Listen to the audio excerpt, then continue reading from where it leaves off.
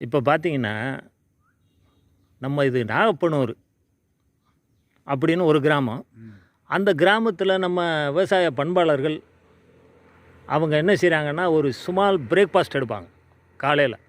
அதுக்காக இங்கே உட்காந்துருக்கும்போது, நம்ம விவசாயம் சம்மந்தப்பட்ட இந்த காய்கறி விலையெல்லாம் பயங்கரமா ஏறி போச்சுங்க. அத இவங்க என்ன காரணம் சொல்கிறாங்க அப்படிங்கிறத நம்ம இப்போ அவங்க வாயாலேயே கேட்போம். நம்ம இவர் பார்த்தீங்கன்னா, தோழர் பரமசிவம் உட்காந்துருக்காரு பாருங்கள். தலைவரே, இது இந்த காய்கறி விலை கூடுனது என்னன்னு சொல்கிறத நச்சுன்னு ஒரு படக்குன்னு சொல்லி விடுங்க பார்ப்போம். மழை பெஞ்சு அதுவும் அழுகி போச்சுங்க சார். சரி, அதனால் விலைவாசி ஏறி போச்சு. சரி. அதாவது மழை பெஞ்சு அழிஞ்சு போச்சாங்க. இவர் அந்த காரணத்தை சொல்கிறாரு. இவர்கிட்ட கேட்போம். நம்ம தலைவர் பேர் என்ன தலைவா? ராமகிருஷ்ணன். ராமகிருஷ்ணன் அன்றைக்கே வந்தாருங்க. நீங்கள் என்ன உங்களுக்கு தோணுது, காய்கறி விலை ஏன் கூடுச்சு? இந்த கோடைக்கால மழை நேரனால மழை உள்ள புகுந்து அந்த விவசாய நிலம் பயிர் நடுற காரணத்தினால பாதிக்கப்படுத்துக்கணும். அதாவது கோடை காலத்தில் அவசியமில்லாம மழை பெஞ்சிருச்சு அப்படின்னு சொல்கிறாருங்க. சரி, நம்ம இவர்கிட்ட கேட்போம்.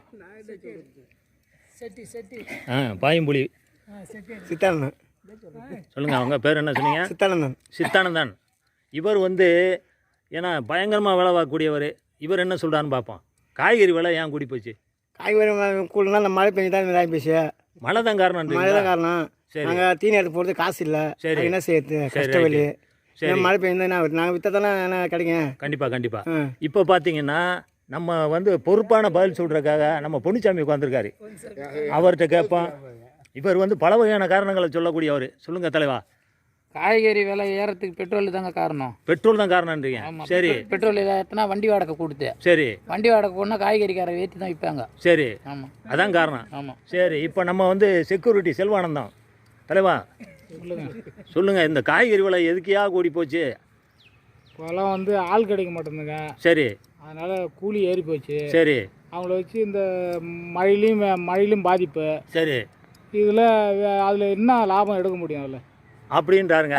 அவ்வளோதாங்க. இதாங்க இப்போ காய்கறி விலை கூடினதுக்கு ஒவ்வொருத்தரும் ஒவ்வொரு காரணத்தை சொல்கிறாங்க.